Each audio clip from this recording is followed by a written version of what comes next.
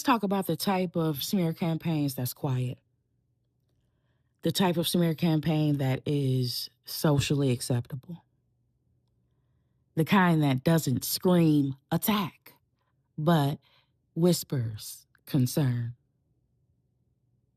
This kind of smear campaign doesn't look like cruelty, it looks like reputation management. A smear campaign is rarely about hate, it's about threatened identity. It happens when someone is rejected, someone loses leverage, someone's authority is challenged, someone's narrative no longer matches reality. And instead of adjusting their behavior, they adjust your reputation. Because controlling reputation and perception is easier than confronting the truth. Smear campaigns are never born from strength. They are always born from ego injury, specifically. Rejection destabilizes their self-concept. Your boundaries exposes their entitlement. Your independence threatens their hierarchy. Your truth contradicts their branding. It's a pattern here. So instead of saying, I was wrong, I crossed a line, they outgrew me, or they don't tolerate what they used to, they say, they're unstable, they're difficult, they're ungrateful, they've changed. Not because it's accurate, but because it restores their power socially. This isn't about you. This is about them needing witnesses to their innocence.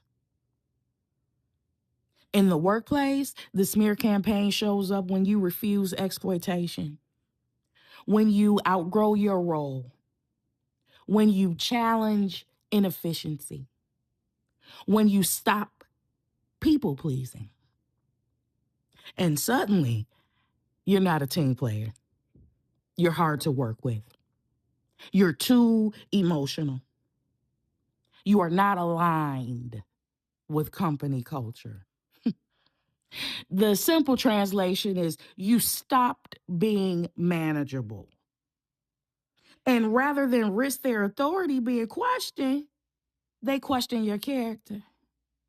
Smear campaigns at work are never about performance. It's always about containment and control. In romantic partnerships, the smear campaign happens when you leave, you set boundaries, you stop tolerating disrespect, you emotionally detach. And then you become cold, crazy, unloving, narcissistic, emotionally unavailable. Because acknowledging your autonomy would require them to face their behavior. So instead, they rewrite you as the villain. Because rewriting you as the villain hurts less than admitting I lost access because I'm an ass. The smear campaigns in the friendship group shows up. And this one is sneaky because this one often hides behind concern. It shows up as, I'm just worried about them. They're not the same anymore. They've changed. There's an obvious pattern, right? What they really mean is they stopped centering me. They stopped accommodating me. They stopped shrinking. Smear campaigns and friendships happen when someone mistakes proximity for ownership. And then they feel betrayed when you reclaim yourself. And the family smear campaigns, man, listen, this is the most emotionally complex one. It shows up when you disrupt generational roles, when you refuse emotional labor, when you stop absorbing dysfunction, when you start naming things that you previously kept silent. Oh, suddenly you become disrespectful, ungrateful, too sensitive, divisive, because your boundaries threaten a system that was built on silence. And systems don't attack truth directly, they attack credibility. The psychology behind smear campaigns is this: smear campaigns exist because shame seeks externalization, ego seeks witnesses, power seeks preservation, control seeks reputation leverage. They need someone to blame, someone to discredit, someone to disarm. And unfortunately, that someone becomes the person who stopped playing their role. Smear campaigns are not about your wrongdoing. They are about someone losing access and needing to explain that loss without self-reflection. And the most harmful part about the smear campaign isn't the lies, it's the isolation. Because smear campaigns work by poisoning social perception. They work by creating confusion. They work by making you feel unseen. They work by making you question your reality.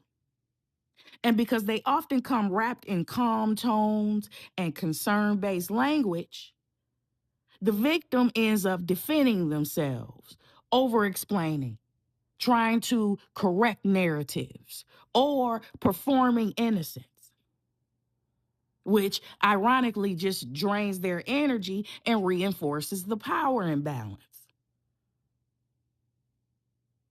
Because you're reacting to something that was never meant to be resolved. Smear campaigns are designed to be felt, not disproven.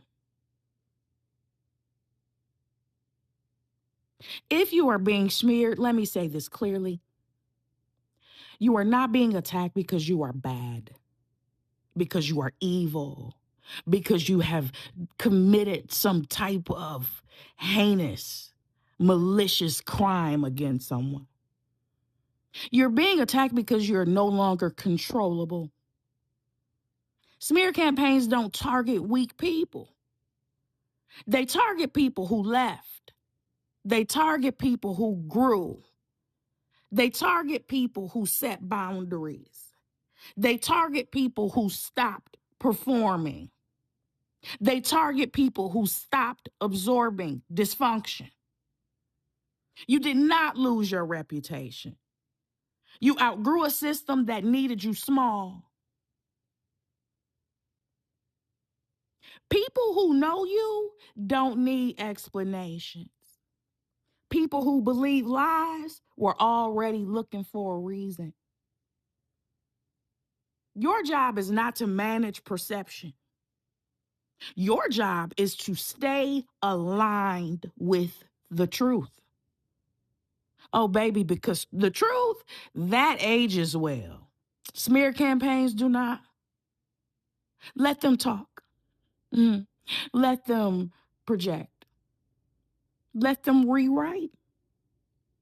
Meanwhile, you keep building a life so congruent that no narrative can ever compete with your peace. You need to know that smear campaigns are the last tool of someone who has lost leverage but still wants control. And if you are on the receiving end of it, you are not being punished, you are being released. Congratulations. I love you so much. Please subscribe, like the video, share it with someone that needs to hear it, and I will see you on the next upload. Bye-bye.